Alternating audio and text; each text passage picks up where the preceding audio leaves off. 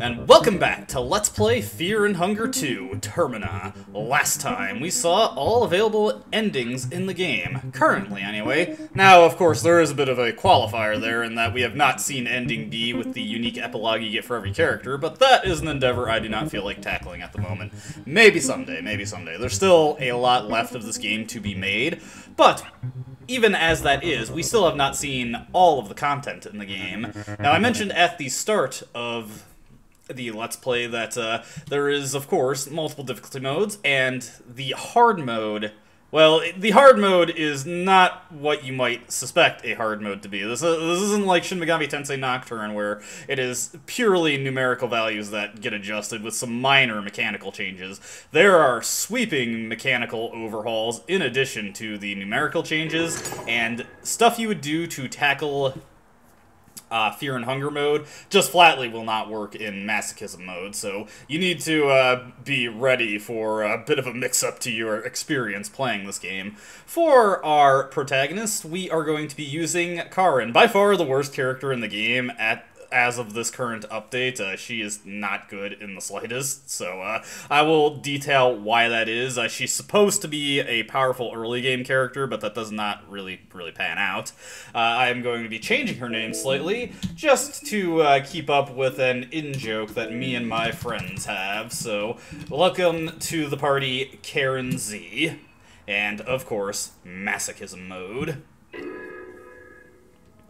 So, this is going to be another backstory we get to see. We've seen almost all of them. Let's see, we didn't go over Dan's. We did see Marina's. Yeah, who haven't we actually seen yet? Dan's the only one I remember offhand, and Levi. I don't think we've seen Levi's. Of course, we're not going to skip the character history, because we actually want to pick our perks. It's pretty tantamount that we do so going into Masochism mode.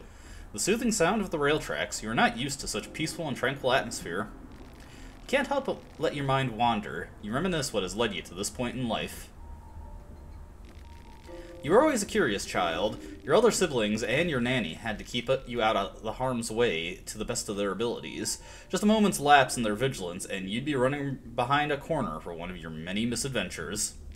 Your parents were always busy. They had very little time for you and your brothers. Instead, you were mostly raised by Dahlia, the nursemaid of the household, a tall woman in her 30s originating from the eastern sanctuaries.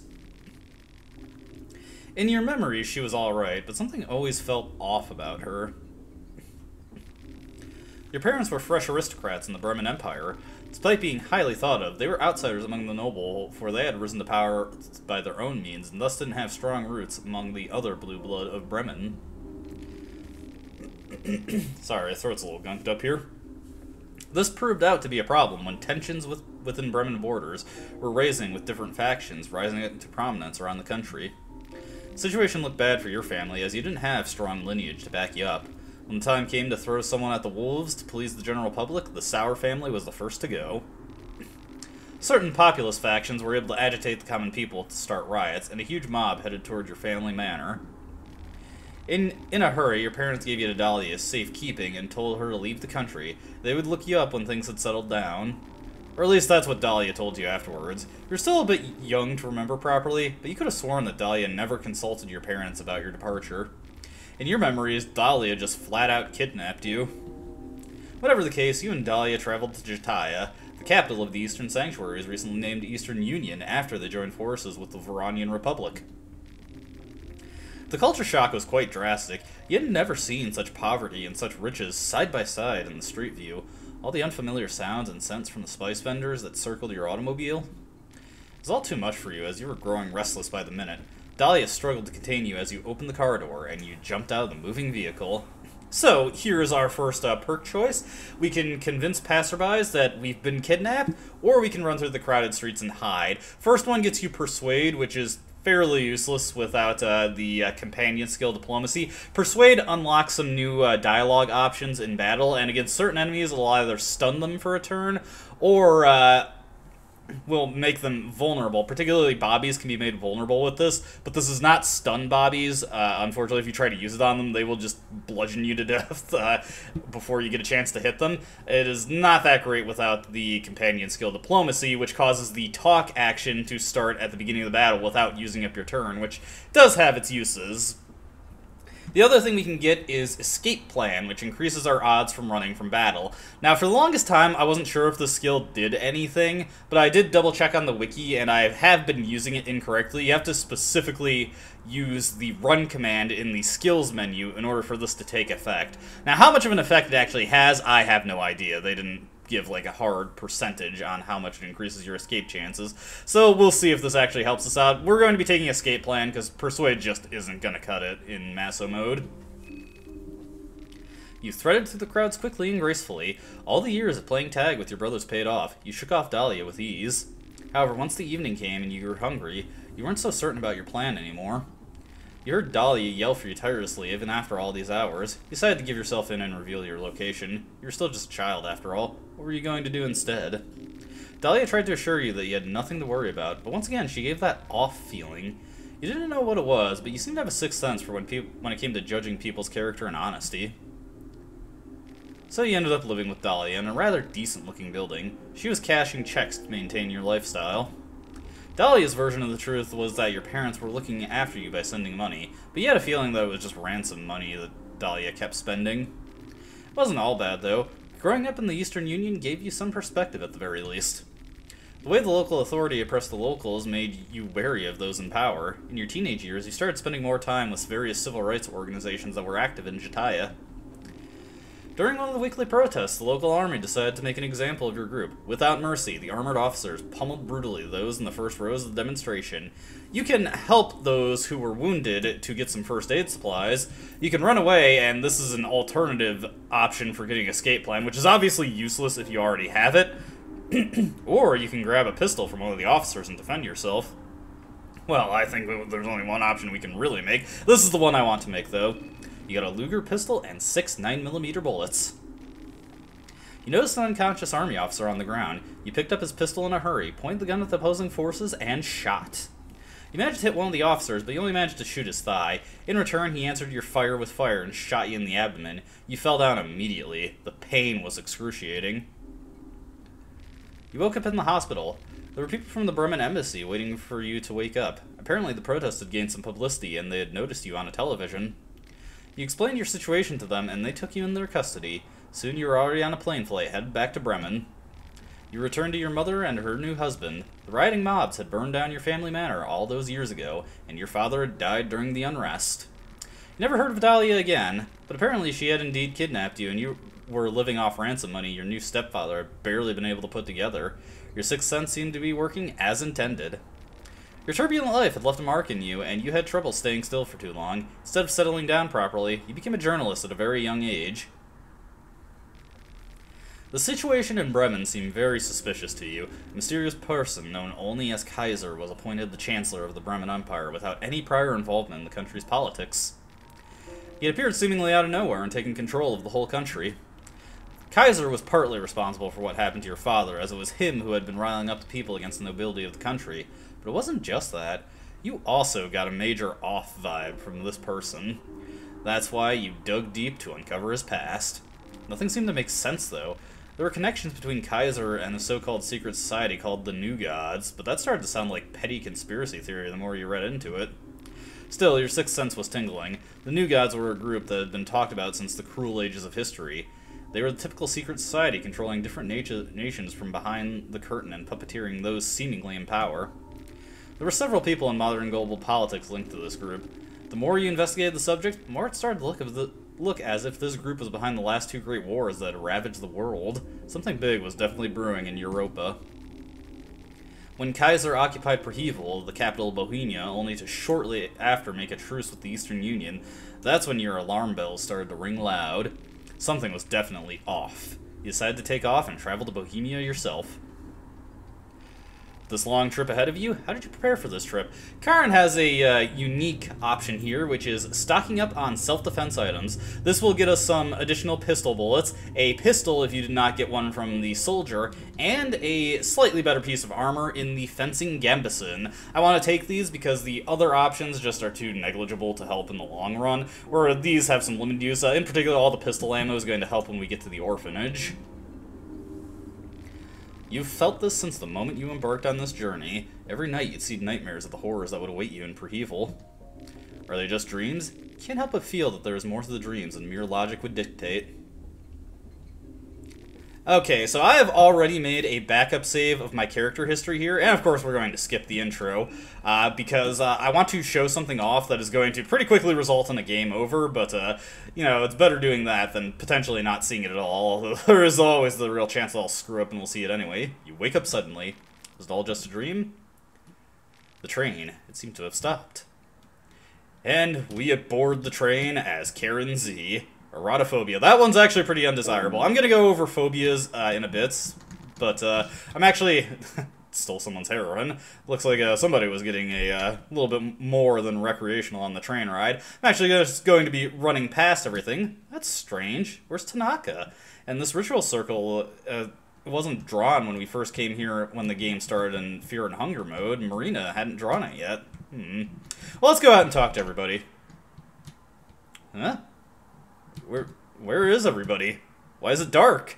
Well, we've hit the first major change of masochism mode. You get started on day 3 at nighttime. Not only is there nobody to interact with, there are no party members to recruit, and you cannot sleep. If you attempt to sleep, you will automatically get a game over. So yeah, do not do that. Especially try to avoid interacting with beds and accidentally selecting the option to sleep, because you cannot back out of that. Well, let's just go around and...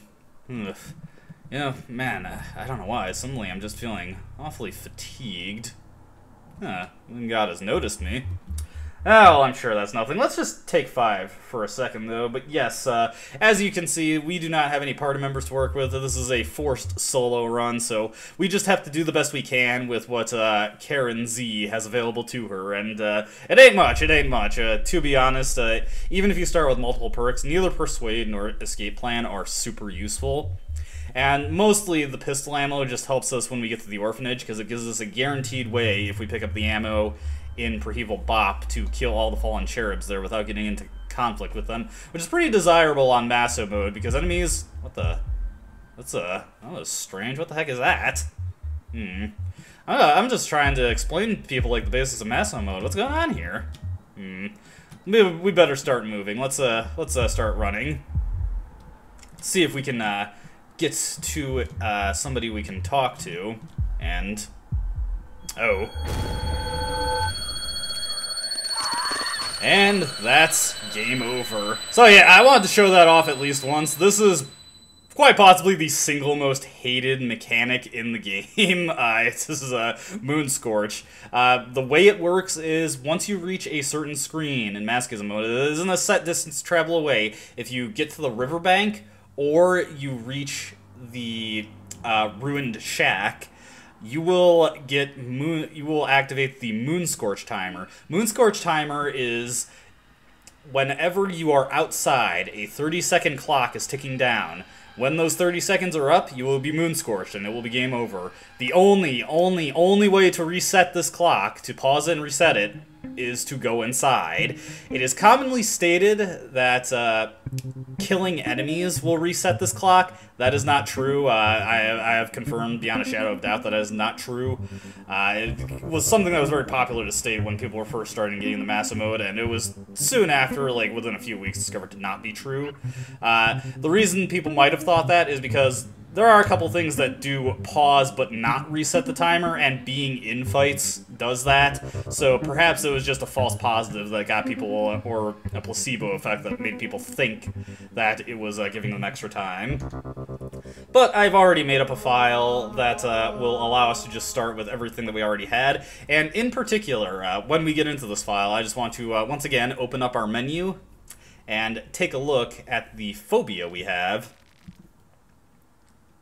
Okay, So let's take a look at our phobia. We have phasmophobia. Now, I wasn't specifically shooting for phasmophobia. I was just going to start up a file until I got one where I had a phobia that I did not consider super undesirable to have. But phasmophobia is the best phobia to have because there are only 2 ghost-type enemies in the game. As I've mentioned, neither of them deal HP damage, so this doesn't affect us at all, more or less. Phobias that you absolutely want to avoid. You want to avoid teratophobia. If you see your character has teratophobia, just restart the game right away and make a new file. The game is more than beatable with it. In my test run, I did beat it with Karen using teratophobia, but there are so many things in the game that trigger that phobia. It makes it so much harder. Just do not attempt to, if you want to beat this game with minimal headaches, do not attempt to do it with teratophobia. It is awful. The other phobias I'd recommend avoiding are erotophobia, as there are a lot of tough enemies in the game that trigger that phobia, and we will have to fight more than a few of them, most likely. And nosophobia is pretty undesirable to have in the early game, because a lot of the stuff like villagers and the moon-scorched ghouls and all that, they are diseased and they cause infection, triggers nosophobia. So a lot of the stuff in the early game will trigger that phobia on you, so you want to avoid that. Ooh, hey, an ornament lantern. That's actually a pretty good thing to get early on. But yeah, absolutely avoid teratophobia if you can help it. I would not recommend... Hey, bone saw, very nice. It is just not a good idea to try and... Oh, man! That's actually a really good accessory to get right at the start. Also, we better equip our fencing gambeson. Doesn't really give us that much more protection than the jacket. Let me see. Mostly more pierce protection. Does give a little bit of blunt reduction as well. Makes us weak to fire, but that's essentially not an issue. I have Sylvian. If you've forgotten, it increases the... effect of healing items by 50%. It's actually going to be pretty important. Now, as you've noticed, because Maso mode is always at nighttime, that means your mind is going to constantly be draining. But it goes a bit beyond that.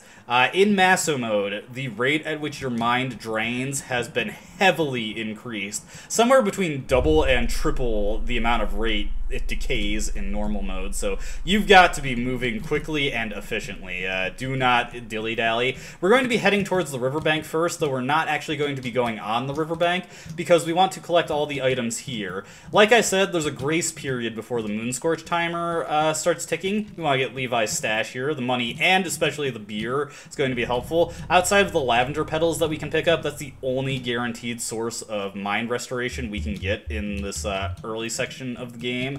So otherwise we have to rely on RNG. But yes, as long as we do not head into the riverbank, the Moonscorch timer will not tick, and we can go back and check out the shacks to the west of the train without much of a headache. So let's just double back now that we've gotten everything here. One thing to note is that Olivia actually has a very, very strong advantage in this mode if you pick up all her skills and her backstory, because she's able to immediately get to work on crafting powerful healing items. And in particular, her stuff like Condensed Hemlock is just an absolutely amazing boss killer in this mode. And she has the easiest time picking up the Hemlocks, and she can just grab them without having to worry about the Moonscorch timer. So we do want to pick up this rotten meat here. I might not end up using it right away, but it is going to very much be useful to have. There are going to be times where I am just going to have to pause the game and explain what I'm trying to accomplish, because with the Moonscorch timer, we really cannot afford to just dilly-dally and wait for me to explain things. In addition to the fact that our mind is just plummeting like a rock. Like, let's take a look at it. We've already lost 15, and we barely stepped off the train. So, yeah, that's definitely not, that was not kosher, and it does not bode well for Karen's continued sanity. So pick up everything we need here. Don't really need the penny buns, honestly. Food is not a problem in Maso mode. Because of the forced solo character nature of the mode, we don't really ever have to worry about food. Alright, so I'm going to start walking here just to let my mind recharge a little bit. We definitely want to pick up every green herb that we can. Is not a guarantee that I'll be able to avoid every enemy, and we may end up gradually taking infection, and we want to be able to treat that, because we do not have the freedom to really mess around. Alright, so heading in here, I'm just going to blow past the woodsman killing this guy. If you want to, you can shoot him to death with a pistol and take his axe for a melee weapon that does not rely on your bullets, but I do not feel like it's really worth the potential Moon Scorch, and also just is not a super helpful weapon to begin with. We have decent odds of getting weapons from the tunnels, which is where we're heading. Since Karn does not start with lockpicking, we do actually need to get the 2 keys from the tunnel and from the mayor. And there's a unique mix-up going to the tunnel on day 3 night that we have to deal with. Ooh, that is actually really good. Getting Alchemilla right there. No, not that. We want to make mixed herbs. That actually gives me some room for error should we get attacked, so I hope I actually manage to carry through on this run, because it would be nice to actually, you know, be able to go in the city and have healing items to help me out in case I get in trouble. So, yeah, let's be hopeful that I can manage to do that. One thing that I'd really like from the bookshelves that we can search is either the God of Fear and Hunger Bible or a Book of Enlightenment. Obviously, we cannot save our game at this moment since we are incapable of sleeping without getting a game over. So if we can get anything that allows me to save, particularly once we actually get into the city proper. Also, we want to trigger the hounds, and we want to corral them around this tree, and that'll allow us to run past them without getting into a fight. Now, I will have to fight them on the way back. Also, Moon Scorch timer is going, so we gotta hustle. But let's just get to the rusty hatch here. Also, something very important to note, while you're in dialogue boxes, the Moon Scorch timer is not paused. It is still going, and you can still be killed while doing that. Any chest that we come across, if we have lucky coins, we want to go for the flips, and of course, fail immediately. But it's going to be a long while before I actually really need to use my lucky coins, so I'm just going to do the flips. Get those bolts.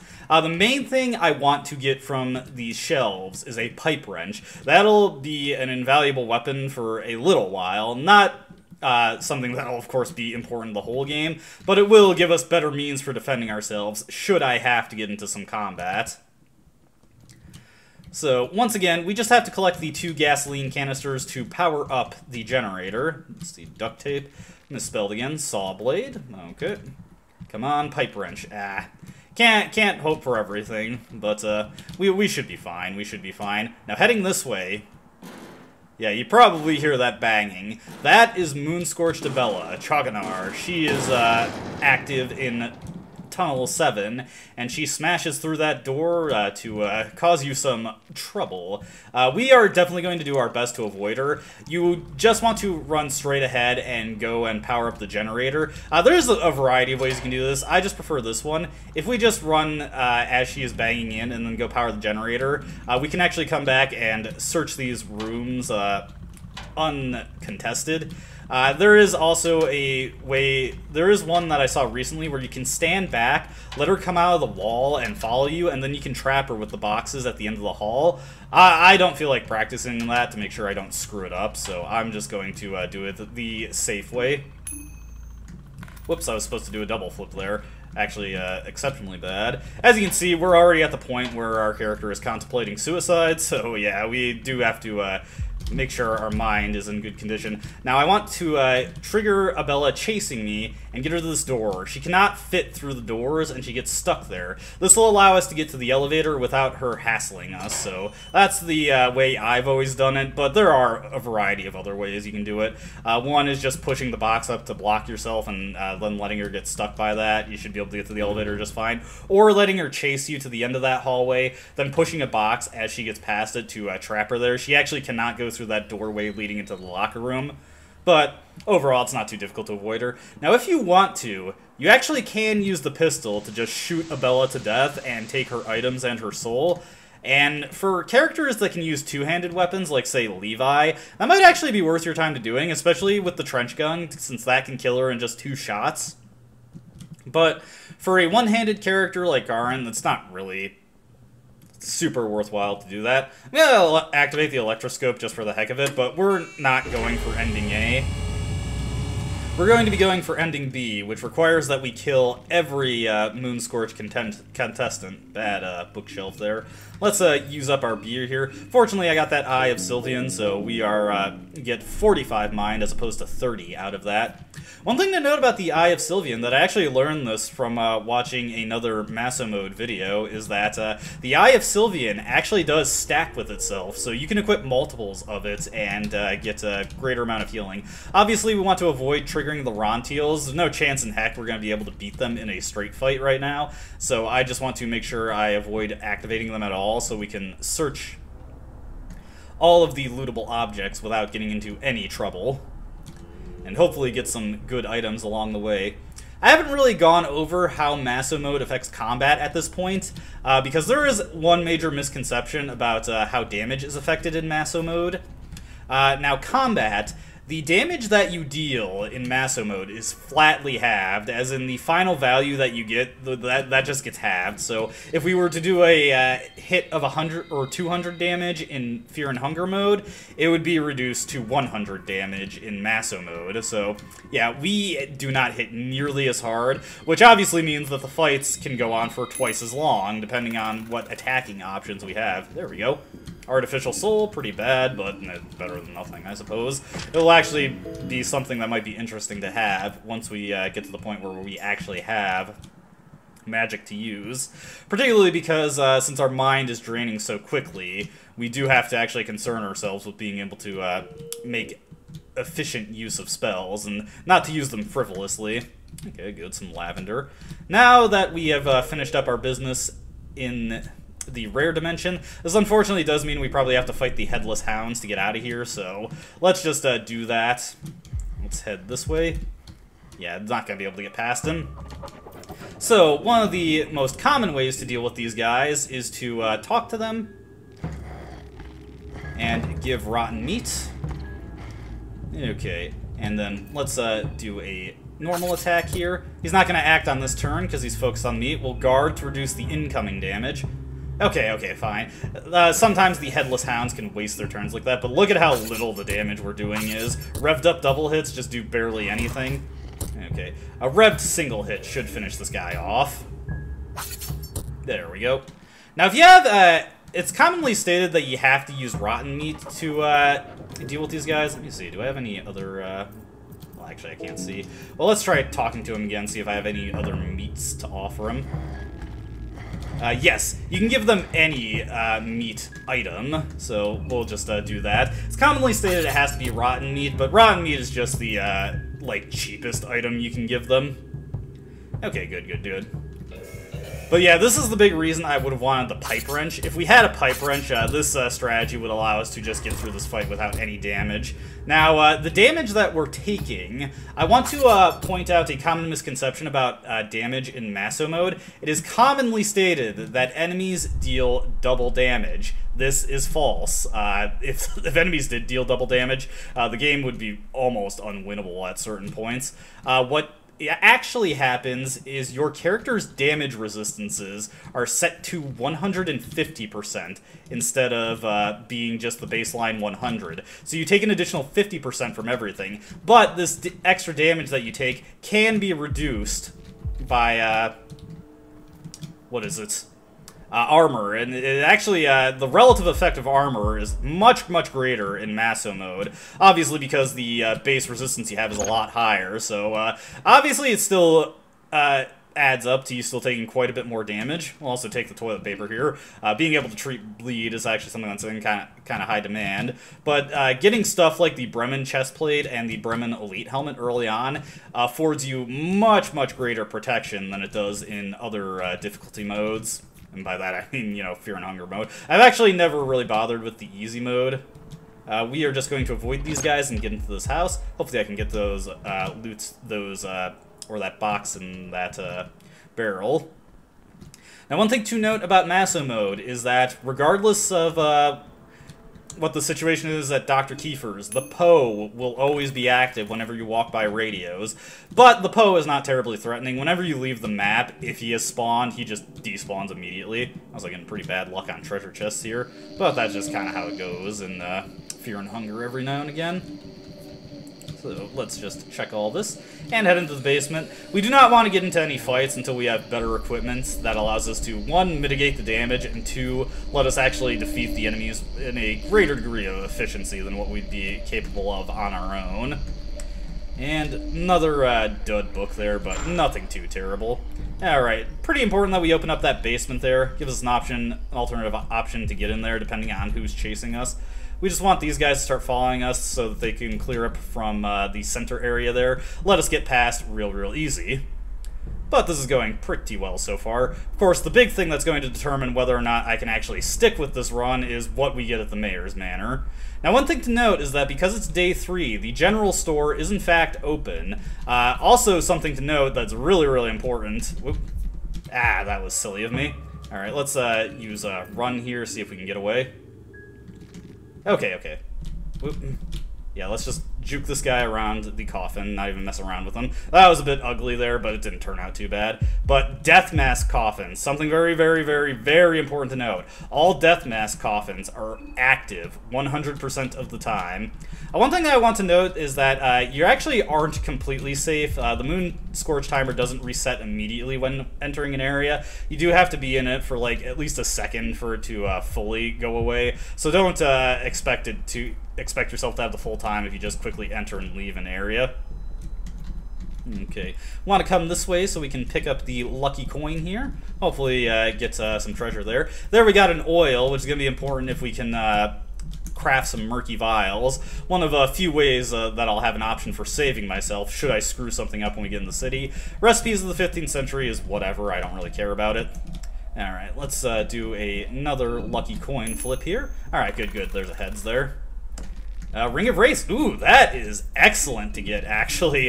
Any form of passive healing we can get is just so appreciated. This will allow us to actually get something out of stalling slightly in battle, so good find there. We'll do a tails flip, and of course, it's heads. Yeah, whatever. Alright, just search here. It is a good idea to pick up the Occult Grimoires, because if you do not have that book, it is in the random pool for books to get. So being able to pick it up there means we don't have to worry about getting a dud book. So that is one bit of luck that I had with the bookshelves. We'll take the white vial in here. And we actually did get a couple small keys, which is pretty helpful for us, because that allows us to grab the rifle in this house here. Something that we otherwise would not be guaranteed to have. Let me see here, so take all this. And I would really like it if we got 2 more rifle shells. So let's see what happens when we get into the Mayor's Manor. Obviously there's a couple more boxes for us to search on the way as well. If we can get rifle shells, that'll be really handy. That'll give us a way to take out the Decrepit Priest and get a soul stone off of him. Not something that's guaranteed, but it is what it is. I have been able, in my last few playthroughs, to kill the Decrepit Priest pretty consistently, so, yeah, shotgun shell. I want rifle ammo. Not that shotgun shells are undesirable by any means. In fact, they're quite desirable in this mode, but, you know, you actually do need a trench gun to make use of them. Can't search those boxes in the back, so let's just do a flip for this. And, hey, a pickle hob. Any bit of armor we can get, always appreciated. Pickle hob particularly gives us immunity to concussion, so anything that would normally inflict that on us is no concern now, so good stuff there. Glad to have that. Plus, you know, just every bit of damage reduction is so important because our base damage resistances are so much higher. I'm going to be skipping through all the text, even though it doesn't really matter when we're indoors, because we've all seen this before. If you want to see what this guy says, just go to one of the earlier videos in this playlist. Alright, here's the big moment of truth for determining how well this run's going to go going forward. Alright, that is one of the things that I wanted to get, so we can craft brown vials now as soon as we have pet pills. Truth Under the Moonlight is whatever, it's just a lore book. Skin Bible of Grogroth. We will need that eventually, so it's good that we got that now. Book of Enlightenment, heck yeah, okay, that's one of the big things that I wanted to get. That will allow me to save at a very critical moment, so that is wonderful. There's also the God of Fear and Hunger Bible, which is obviously really nice to have since that allows us to save at the perfection circles, but it is not as easy to use as the Book of Enlightenment, and the particular point that I really do want to save, we specifically need a Book of Enlightenment for that. So we do have to go through the dialogue tree with the mayor to get his key, and I just realized I forgot to get the key from the soldier like an idiot. But that is okay. We can just go back for it. I knew I was forgetting something. What a dummy. But that is okay. That was okay. Let's get the mayor's key. I can't believe I just did that. Somebody's going to be in the comments like, you didn't get the key from the soldier, you idiot. And I'm going to be like, I know. Okay, so let's just skip through this, guys. Text. Once again, we do not want to agitate him. Do not compare his food to genitals. He is not super fond of that. And let's see, a rainy day. I just like saying that one.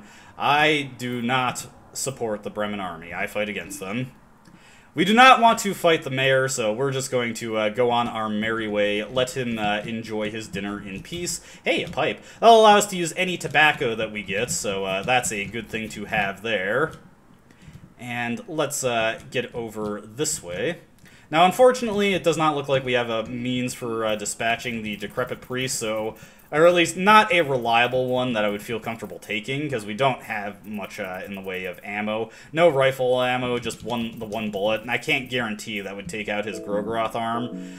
Plus, the magic from him just hits ridiculously hard in this mode, so what we want to do is we just want to quickly run past him and avoid him as best we can. Fortunately, he moves pretty slowly. One thing that's really good for taking him out is a bear trap. That would have been... Oh, well, as a matter of fact... Come on... Let's throw that bear trap down. No! Screwed up. That's okay, that's okay, that's okay. Let's run. Okay, okay. Come forward, buddy. Thank you. Okay. I was not expecting to get a bear trap at the exact moment I needed one, so I didn't react perfectly there, but that is good. Most enemy heads at this stage of the game only have like 20 HP, so being able to disable the limbs and strike the head just gives us a good option for dealing with them. So because I, like an idiot, forgot to grab the key at the Tunnel 7, that does mean I'm going to take a bit of a different route for what I was planning to do. Not that I didn't plan to go the way we're going to go anyway, but it does mean I'm going to be going in a bit of a more roundabout way than I intended to. Actually, I don't think that's going to work. Never mind. I have to think about how I'm going to approach that. It is actually really undesirable that I screwed that up. Okay, leather armor, better than our fencing gambeson, so we want to equip that post-haste. Throw that on real quick. And let's get a little bit further. Man, I can't believe I forgot to grab the key. I am so dumb. So this may end up being a scrap recording anyway, so we'll see what happens. Not scrapped in the sense that I'm going to have to redo it, but I really hope I don't have to, because I really wanted the Book of Enlightenment. Let me see here. Let me just take a look at the items we got here. Do I want to top off my HP at this moment? Not really. Let's use up some of this lavender just to keep our mind in good standing. As you can see, not exactly great healing from that, but it's better than nothing, so every little bit helps in this mode, really. So let's use the Manor key here and keep searching. Nice, a blue vial. As a matter of fact, I will use that. Don't have any specific plans for keeping blue vials around, so may as well top myself off, just in case I get into a bad situation. And another failed coin toss. Good stuff, good stuff. Kaiser Critique. Alright, so we're getting all the lore books out of the way. Alright, so we do want to head into the slums and do a bit of head collection. I do want to be a bit careful there, because we can have the potential to run into... You know what, we will fight this guy. Oh, that's undesirable. So, gonna take some bleed and infection here, but I do have to guard to avoid... Hey, nice! Good luck there. Do have to guard to avoid that bear trap. Fortunately, these guys are not all that threatening when we just take them down with standard strikes. He can occasionally slap us with his left arm, but I'm not overly concerned about that. Is he gonna paste us another bear trap? Nope. Okay, so let's just take his torso. And yeah, that's so low. But there is a bright spot to this. Because I'm going to kill this guy, we have a pretty good chance of getting his sickle, which, not a great weapon, but it is better than what we've got. So let's equip that right away. As you can see, that'll take us from 40 to 55, so the nice little increase there. I believe I mentioned this, but your battle damage is kind of like your attack stat times 3, plus or minus a random number between 1 and 50, so this does actually result in a pretty substantial increase in our combat ability. Took a little bit more damage than I would have liked to there, but that is okay. So, the main reason that we're heading into the slums, and I do want to avoid fighting these guys, is just almost certain I'll take a ton of damage fighting them at this stage of the game, so I don't even want to mess with them. Not overly concerned about that Poe there.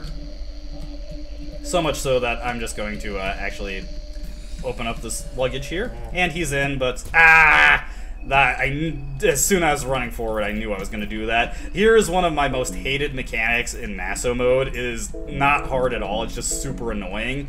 Certain places have rusty nails through boards sitting around, and if you walk over those, you get bleed and infection, plus 1 damage. It is not a hard thing to deal with at all, it is just so annoying, and I hate it. Alright, heading over into Old Town here.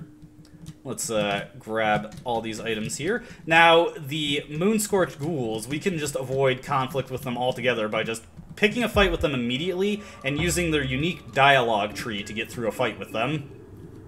So, let's just ignore it,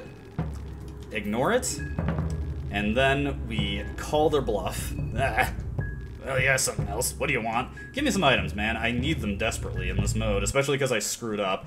Now, these guys will, of course, always interact with us if we try to bump into them, so I'm just going to do my best to try and avoid them. Now, the Moonscorched villagers here are actually relatively important for some sustainability on Maso mode. As you can see, they don't do anything, but we can you know, just take our time on fighting them. If we have a regenerative effect, like the Ring of Wraiths, we can easily get some HP back from these guys. Now, I will cut out these encounters because they're not terribly interesting, and you've seen me fight the Moonscorched ghouls before, but just want to go over some basic strategy. So let's just go through killing all these. So glad that I got that Ring of Wraiths. It's such a helpful thing to have at this stage of the game. Alright, so we don't have to, we don't have any pulsating from the moon yet, so we can still search this stuff pretty safely. Getting a little worried about my mind here. I haven't been doing super good on getting mind restorative, so that may be a problem in the future. Also getting really bad luck on coin tosses.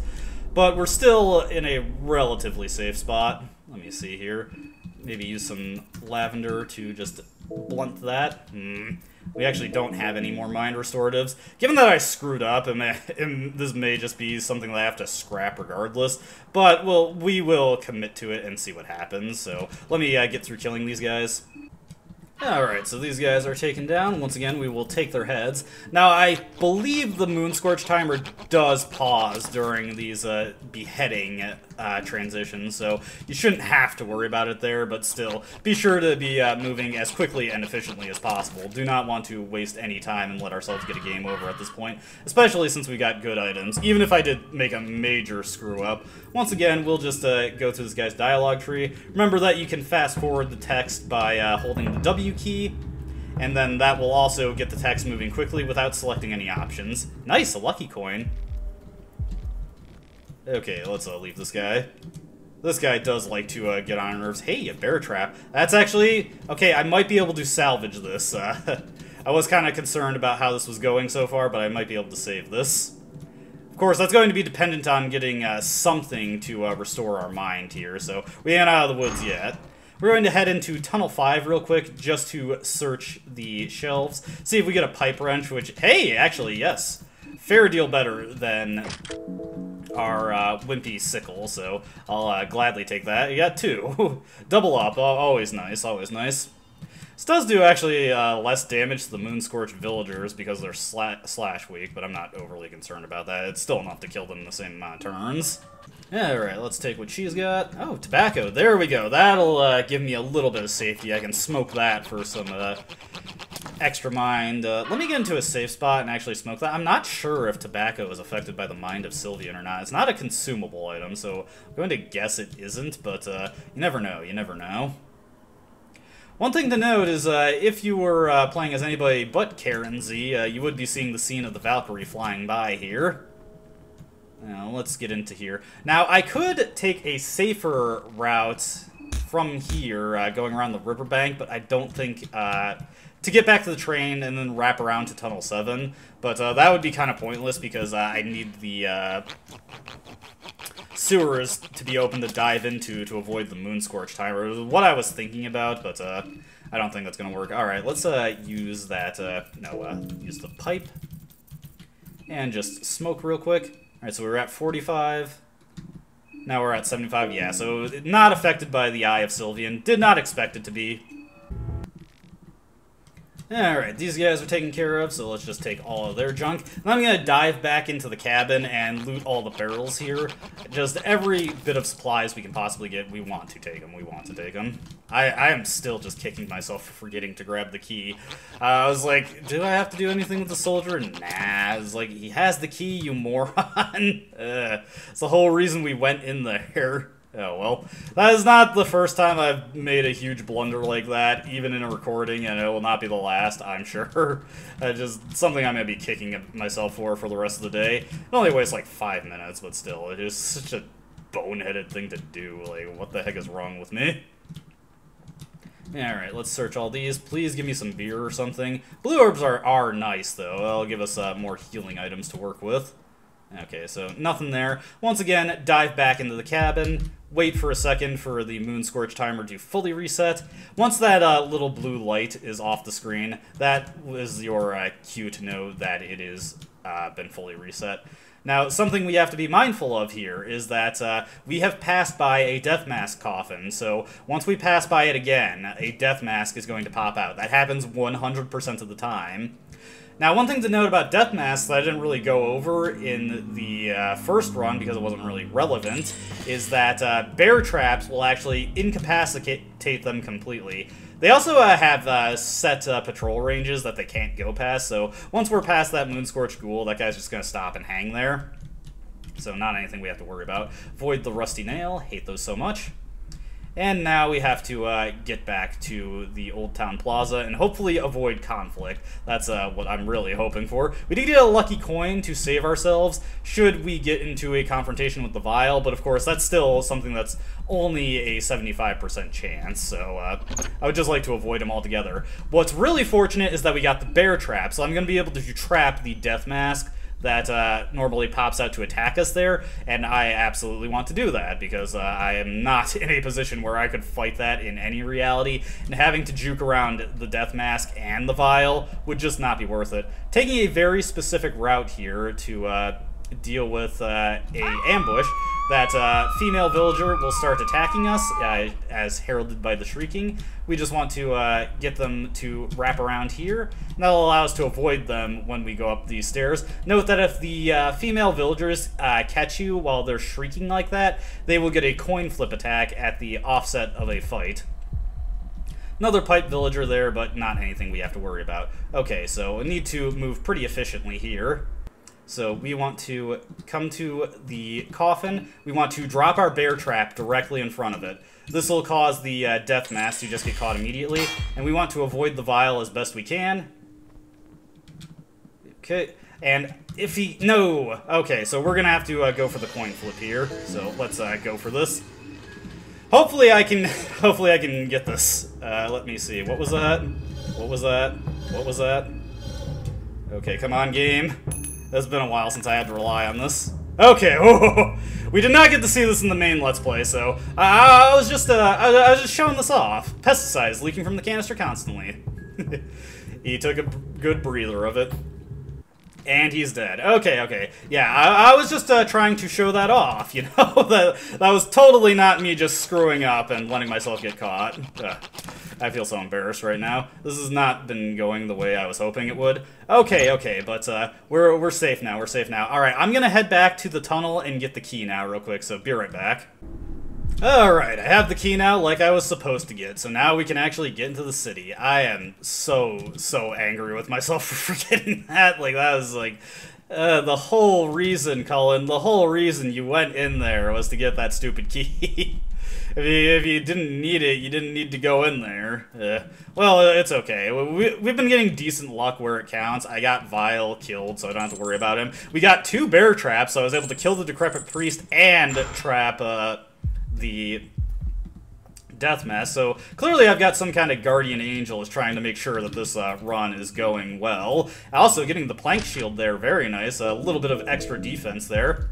Let's definitely dive into the restaurant. Want to pick up the cash register here. Nothing we can get from there. Also, we'll be able to pick up some wine vials from the basement, so long as I have a few glass vials to spare, which I think I do. I'm not sure if you actually get glass vials whenever, like, a blue vial enters your inventory, or like, you use one or not. I've always had some when it seems like I shouldn't. Well, whatever. Fill up a glass vial here. We only had the one. I'm just... should I just use that straight away? Let's hold off on that. Let's hold off on that for a minute. I might be able to get to Primeval Bop and stop my mind drain for a little bit. Hey, we got some beer also. And an officer sword. That's ever so slightly better in terms of attack power compared to the pipe wrench, but I'm not overly concerned about that. And if we get into a fight with a Bobby, Bobbies are weak to blunt type damage. There we got a lucky coin, replace the one that I used up. Now we should be able to go back to just throwing lucky coins on chests. It will be a long while before I want to use one on a fight again. Let me see. Alright, we're doing good on everything. So let me get to this section of the basement right here, and we are going to use our Book of Enlightenment to make our first save of the game. Want to make a save right here because we're entering a very, very perilous section of the game, and it would really, really stink at this point to have to redo everything, especially because I got some pretty good items there. So I'd like to make a save here. Might seem like a waste of the Book of Enlightenment to some people, since we only get 2 of those from bookshelves if we search absolutely every single one in the game. But to me, it seems like a worthwhile place to use it, and we want to move quickly. One new mechanic to Maso mode. Bellends are posted around the rooftops everywhere in Primeval, and they will drop down when you walk past. Bellends are ridiculously hard to kill, and this basically prevents us from backtracking, period, until we have a means of killing them. Fortunately, we can also get around them if we can get into the sewers, which we want to do, so... Just one thing to note is that you can actually take a superior route for getting through the rest of the game if you happen to get a sewer winch from the utility shelves in either Tunnel 7 or Tunnel 5, which is a very, very good get if you're lucky enough to get it. The sewer winch allows you to get in the sewers, open up the shortcut back to Shopping Street, and just allow you to bypass all the bellends. Plus, it allows you to bypass Pocket Cat and potentially buy something from him, although... it's a little tricky to make use of that. With all that out of the way, we want to start moving again. So let's just start running. We do not have much time to spare. We want to get up this ladder. That's so unfortunate. So let me see here. Let me see. I want to run. Okay, so got that guy. Okay, oof. There we go. Now, here is another really, really infamous part. Pocket Cat. While Pocket Cat is talking at you in the scene, this animation, the Moonscorch timer is not going, but as soon as Pocket Cat starts talking, it resumes, and it is going during the dialogue boxes. So we need to hold the W key and get through this as soon as possible. I just want to mash his choices. Okay. Let me see. Get to the bottom of this. Okay, come on, Pocket Cat, get out of here. Let me see, how's my mind doing? Okay, I'm fine. Just all those messages always make me antsy. Okay, we should be able to make it. Okay, so that's 1 tick. We can't even stop to search anything at this point. It is not a good idea. 2 ticks. Come on. There we go. Ooh, that's always the scariest part of the game. But yes, you can be killed while Pocket Cat is yammering at you, and everybody hates that aspect of the game. With a firm grip, you cock the gun and switch the safety on and off. You remember his teachings. He told you how to wield this thing. You used to hate the mere idea behind firearms, but now you see them as simple tools they really are. It is humans behind guns that disgust you now. But we're pulling out the pistol because we got the fecal hounds coming up in the alleyway here. Ooh, a Dragoon helmet, nice. And some rifle ammo, very nice. So just going to use this to pop a fecal hound as it comes at me, and we should be able to just saw this guy real quick. So yeah, getting a slightly better helmet there, I'll always be happy with that. Keeping the pistol... Oh, you gotta be joking me. Oh, jeez, this is terrible. And I just have to run and hopefully get away. I'm not overly concerned about this guy, so he uses an infected bite. Yeah, whatever. Let me just get away from these guys. Come on. Oh, crap. Can we run? So, yeah, this is another reason why I saved there. Like, that's just something I can't do anything about if it happens. Of course. I almost never see these guys spawn here, so let me try that again. Oh, man, I'm so annoyed. Alright, let's try this again and not get friggin' attacked by the mob. These guys actually very rarely appear here, so it is super unlucky to encounter them on your first trip through. Come on. I hate it when the bullets just pass through the enemy. Sometimes that happens. And, of course, we have needles to worry about, but that's not anything that's super concerning most of the time. Most of the time. Okay. Alright, we've passed by the trigger point for the mob, so we don't have to worry about that anymore. Let's quickly saw this guy's head off. I want to start moving a little bit more quickly. We've been outside for a little bit, so... Let's just put away the Luger pistol. No, I want the pipe wrench. And start moving. Okay, whew. Don't have to worry about needles either, so that's nice. Get a nice bit of supplies there. Okay. We're past the really, really brutal section of the game that everybody hates. Yeah, but that is by far one of the worst sections in Maso mode. Now that we're past that, we're in a bit of a better spot. We should be able to do... or accomplish some things that, without too many worries. My mind's getting a bit low, but we're almost at Preheval Bop.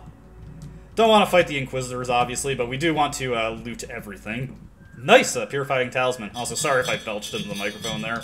Not my intent, not my intent. That one bubbled up while I was just trying to say something. Yes, I'm aware. It is very spooky out here, Karen. Karen Z. Get our shillings. And let's get into Preheval Bop. Okay. This has not been the smoothest run of Maso mode I've ever had, but I've been able to pull it back. I did die a couple times trying to get past the Bobby again, but that's why I like saving there specifically. I'm so glad that I got the Book of Enlightenment. If I didn't have that, I'd just have to hope I did well enough to avoid them, and Chapter of Almer is useless. I really would have liked the Fear and Hunger Bible. Okay, so now we're just hanging out in the bar here. Let me see here. Mine's going back up a little bit. Sadly, do not have any matches, so nothing I can do there. Let's, of course, get the pistol, get the remaining ammo we need, and let me just take a look at my pistol ammunition here. So we have, how many bullets? 14 bullets. That's enough to take care of most of the fallen cherubs. Do I have any, how much rifle ammo? Not much at all. I got barely anything. I did actually grab the stupid rifle off the wall, didn't I? Weird. Okay, so I'm gonna have to think about how I want to approach, let me see here. So, we've got the ability to craft a brown vial, so I need to be able to make a light blue vial, which I do have the option for. Okay, so, yeah, I do want to craft that up. Gonna rob me of some mixed herb, but this one's critical. Let's see, we've also got a gas canister, I believe. Okay, yeah, so this is just quickly making my decision on how I want to approach the game here. So, let's eat that food. So what we're going to do now is we're going to head towards the Orphanage. Let's see, use up our wine vial here, put us a good amount of mind, and just let for that one more to tick up. Come on, go up, go up. Yes, there we go. Alright, so we're going to head to the Orphanage now. I would actually save that for later if we had the Fear and Hunger Bible, but we do not, so I want to head there now so we can search all the bookshelves. Once we've done our business there, nice, a bear trap, we'll head towards the sewer and get the sewer winch. And from that point on, we're going to start heading towards fighting Moonless. Let me see, how many shillings do we have? 71, nice. Means I'm not going to cap out here, but it's also going to give me plenty to get a Small Things amulet. Then potentially I get enough in the school to get another one. Alright, grab all of these supplies here, place the blue herbs that I had to use up.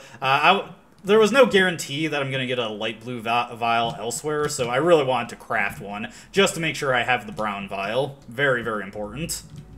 Alright, we are just going to ignore the so jobs. We don't want to deal with them at all. Just get right past them, not even bother with them. And now that we are at the department store, we get another key bunch of items here. First order of business, of course, is to grab the chainmail dress, if I can get in here. Give us the best armor we're going to have for a while.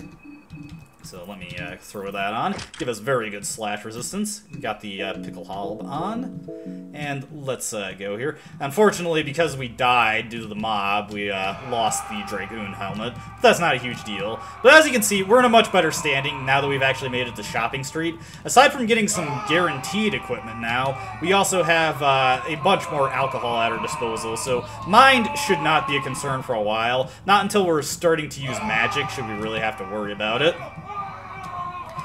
And I do feel sorry for you, buddy, but there is not really much I can do in that situation. I do not think I'd be able to help you that much.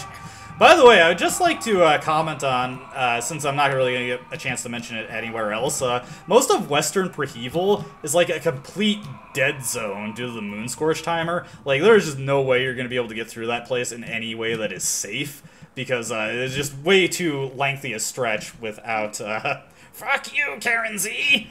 Without any, geez, I need to speak to the manager, without any opportunity to go inside, so that whole area is basically just, you can't go there. Alright, we're going to buy a Small Things Amulet here. We'll admit a Betel Stone is tempting, but we will get a free one later, and it's not that critical, so... Now, the main thing I want to get is enough shillings to buy a second Small Things Amulet, since that'll give us a brief period where we'll be able to enjoy extra turns before we have access to Engrave and can just give ourselves the Fear and Hunger symbol. Okay, grab all this junk. Nice, some matches. Allow me to blunt some mind loss in various places. Nice, okay, we're doing fine here. Check this bookshelf because it does have something on it, or at least it has a chance to have something on it. Not always, as you can see. Okay, just grab all this junk. Let's open up this chest right here. And nothing for us. Of course, we're going to grab the Soulstone here, because the Poe is already active, so there is legitimately no drawback to taking this. And let's just get on out of here. He's not even that threatening in his first appearance, because he gets such a huge lead time. Can't imagine getting caught unawares by that guy. Yes, we did, Dr. Kiefer. What are you going to do about it? Sit there? Still take our money? Oh, clearly he wins there. So we have a couple more rolls of the mob encounter to go through as we make our way towards the orphanage, but it's not a huge deal if I have to redo a little bit. Do you guys, like, hear seagulls or something? That was weird. Probably nothing. Alright, let's get into the orphanage. And now we are going to begin our assault on the orphanage and kill as many fallen cherubs as we can. Orphanage is a pretty important place for a very important reason. First off, it's just where a large chunk of the game's bookshelves are, so we'll be able to get some books here. Let me see, how much rifle ammo do I have? Rifle and shotgun shells. Let's see. So I got 5 12-gauge shells. We're not going to be able to kill Father Hugo at this point. I don't want to fight him. Okay, the Chapter of Sylvian, always good. I just want to shoot him dead, so we're going to have to come back later to kill him. But it's very important that you do kill him for something that he allows you to access. The main reason we're here is mostly to check all the bookshelves. So that's what I'm going to focus on. And once we've done that, we're going to head on out. Nice, a lucky coin. Give us more chances to get gear.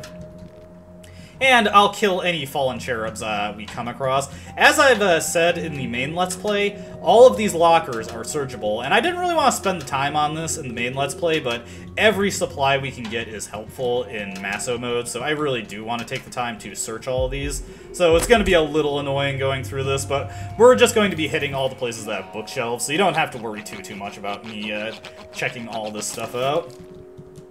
Alright, get the fallen cherub head as a trophy. Always nice, always nice. Alrighty, so let's check this one over here. Book of Fears, completely worthless, and we will just equip our pipe wrench so we can actually run a little bit faster. Thankfully, these shadowy figures do not trigger tension, so you're able to walk by or run by them without too many difficulties. One thing to note is that we may want to drop into the basement, intentionally fall through one of the holes for a bit of a trap that's going to be coming up very, very shortly. Let's see here. Get into here. Once again, we want to check everything that has a bookshelf. Just any bookshelves possible. Man in Dreams flyer. Hate getting those, but it is what it is. Okay, so this is not a big problem though. I wanted to fall into the basement eventually anyway. Although this is like one of the worst places we could have landed in, so that's unfortunate. Oh well. We do have options for dealing with this, so I'm not overly concerned. Plus, it puts us right by a treasure chest. The reason I didn't want to, hey! Oh, that is beautiful. That's like one of the best things we could have possibly gotten. So, while we are not using the, small things amulet or the Eye of Sylvian, absolutely want that equipped. Protects us from limb loss on all our limbs, gives us immunity to bleed and infection. Oh dear. Here comes that guy. This is the reason I didn't want to come here. This means that I'm gonna have to use up my bear trap to take care of this guy. Could also use my shotgun shells, but I want to save those for later, so we're just going to take this method. Make sure you're targeting the head. Very embarrassing if you fail to do that. And there we go. No problem there. Good stuff, good stuff. So this is going pretty good. Any run of Maso where you get the salmon snake soul is definitely a keeper. So hopefully before we get to the end of this place, we get access to a Fear and Hunger Bible, or even just a second Book of Enlightenment. I'll take anything at this point. Alright, finish this guy off. And let's go grab the additional bone saw here. Always want as many bone saws as possible, just in case the one you're using cracks. I'm kind of debating whether or not I actually want to go back and kill all the fallen cherubs in here at this point. But honestly, I may forget to later, so let's just go on the warpath. Sorry if this is a little bit boring to watch, but it is critical that you do you get every bit of supply you can put in your favor here. The reason I wanted to go into the basement is because we have a Moonscorch contestant to deal with in the Orphanage. Specifically, it is Levi's Moonscorch form, the Weeping Scope. He's camping out that one classroom where we see the 3 fallen cherubs, and you can avoid him entirely if you go into the basement. If you don't avoid him, he camps out that room, and he takes a shot at you that does 40 HP of damage, so you definitely do not want to suffer that. Let's go. Okay, so I want to get to that chest in the back there. There's one more fallen cherub here, but I'm not overly concerned about getting him. Let me see if I can just get this real quickly. Ah, of course. Okay, so there's going to be a Poe coming. Luckily, we can get by this guy no problem. Shadowy figure is kind of annoying in this mode because they deal so much mind damage, but I'm not overly concerned about them either. As long as we are still in the fight, if our mind hits 0, we can just heal it back up and not have to worry about going insane. Oh, you gotta be kidding me. Of course, I never blunder into these in my own playthroughs and when I'm recording. That's annoying. I do believe that if you fall down a certain number of holes, you can actually break your legs and be rendered legless. So let's try to avoid that going through the rest of this place. Unfortunately, we do have to double back because there are a handful of bookshelves that I was not able to search. Karen, you can wait. You just ate a little while ago. Okay, so let's head back into the area where we fell. Just keep an eye out for the cracked parts of the floor again.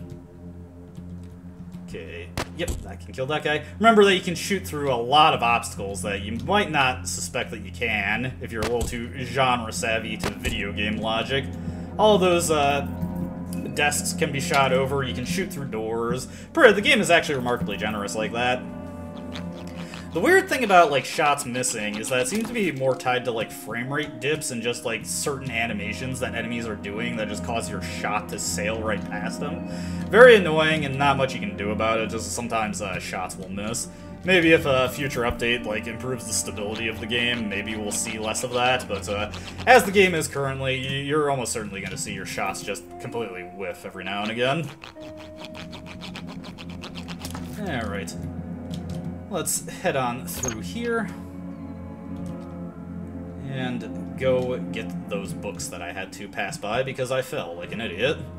Remember that the cracked floors that you can fall through do have different visuals compared to the rest of the floors. Anathomia, completely useless.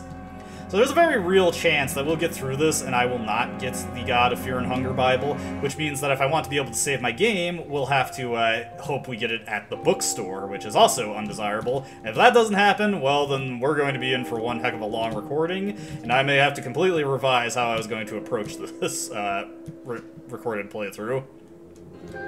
Sometimes you get unlucky with the saves in this game. That is just something that's a punch you gotta roll with. Let's see, we will try to run here. There we go, no problem. Alright, so let's just go past her and make our way up to the top floor. There's a bunch of bookshelves to search here. If those do not pan out and give us what we want, well then I am sad. Okay, please give me your head. Don't take that the wrong way now, alright? There we go. Alright, one bookshelf to check over here. Yes! Oh, beautiful. Thank you, game. That makes up for some of the problems we were having earlier. I love you, game. Thank you so much. Now, we do have to get past Dr. Kiefer's without running into the mob to actually make use of that, but you know, we're in good standing, and we still have a couple of bookshelves left to search, so we can still get some items off of that also. I'm not going to bother with getting the effigy at this point, because we have to come back here anyway, and it would almost certainly force an encounter with Moonscorched Levi. Skin Bible of Venushka, not something I super care about. I don't really care about any of the things you get from that. Let me see here. I just want to re-equip the Eye of Sylvian real quick, and use up our vodka to fully restore our mind there. Good stuff. May as well eat while I'm thinking of it. Yeah, as you can see, food is not a problem at all in Maso mode. We only have the one character to worry about, so it is just not anything we need to concern ourselves with. Alright, so check these bookshelves here. Then we're just going to briefly swing by the room with the testage table.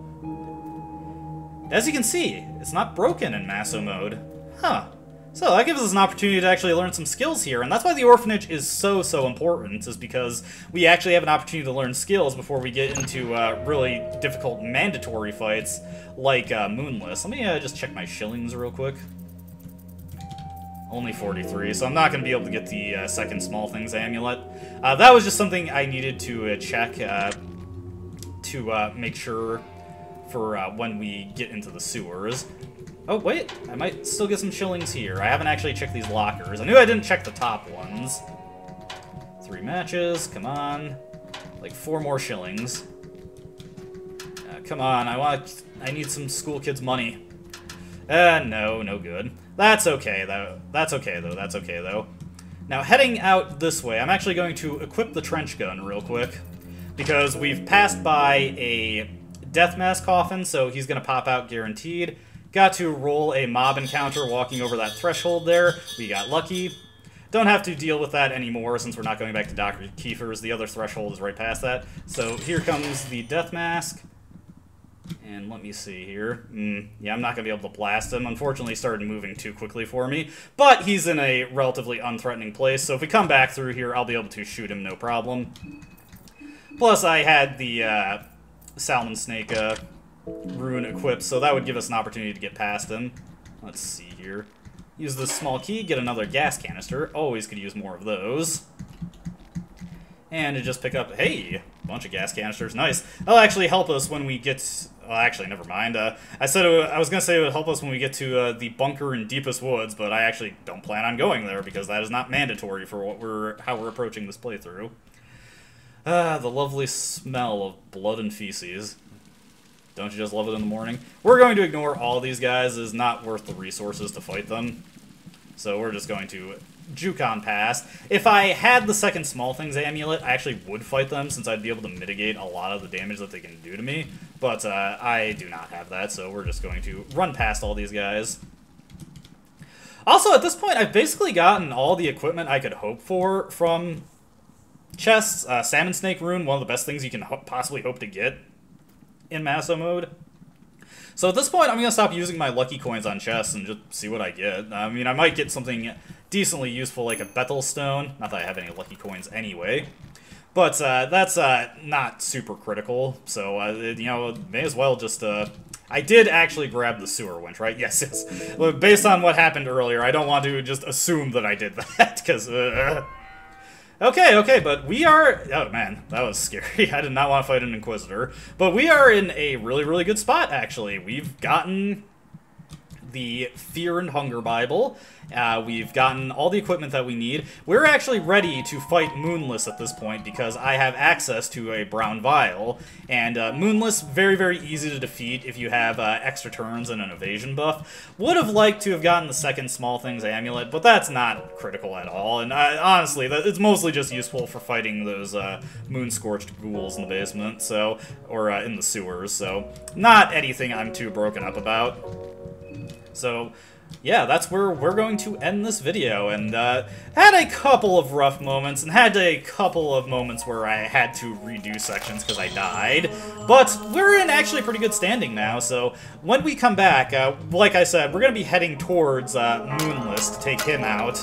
Or her out, I'm sorry, Moonless is a girl. Not that you could tell from looking at her, but she is a proper lady.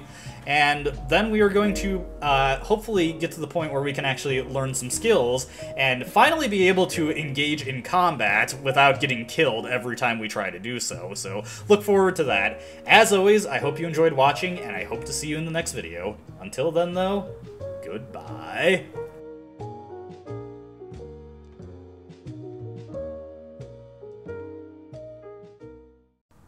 And now, for a reading of some select literature. Hey Doc, this shot isn't gonna make me shoot out someone else's cum out of my dick, is it? See, I'm planning on having a child with my wife, and I don't want my dick shooting out someone else's cum. Like, say, Batman's cum. It would not be something that I'd want.